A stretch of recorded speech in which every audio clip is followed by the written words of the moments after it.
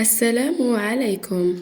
أعلنت مساء اليوم الإعلامية وصانعة المحتوى سارة رجيل عن خبر حملها بعد زواج دام لمدة 6 سنوات.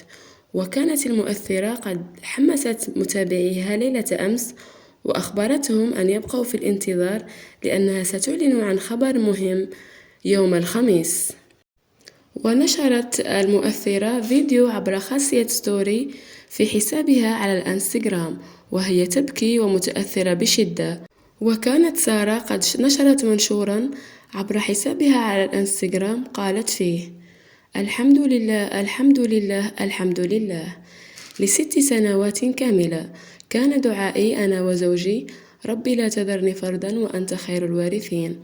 دعونا الله ليلا ونهارا بحرقة قلب لا يعلمها إلا هو.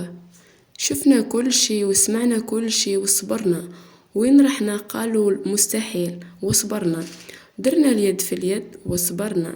الحمد لله ربي شاف فينا واستجاب لدعائنا وجبر بخاطرنا وصرات المعجزة. صرات المعجزة اللي قالوا لنا عليها مستحيل، ما نراه صعبا هو على الله هين. وأضافت: يوم تعبت من الموضوع سلمت أمري لرب العالمين فأبهرني بعطائه. وأكملت كلامها بدعاء قالت فيه: يا ربي أكمل حملي على خير وبارك لي فيه وارزق كل مشتاق يا رب العالمين. راح نحكي لكم لاحقا تفاصيل قصتي اللي أقرب من الخيال، وانتم ربي يخليكم ويخليكم ليا ويعطيكم ما تتمنوا. انتم اللي دعيتوا لي وحبيتوني ووقفتوا معايا. وانهالت العديد من رسائل التبريكات من المتابعين الذين عبروا عن فرحتهم وتأثرهم بهذا الخبر.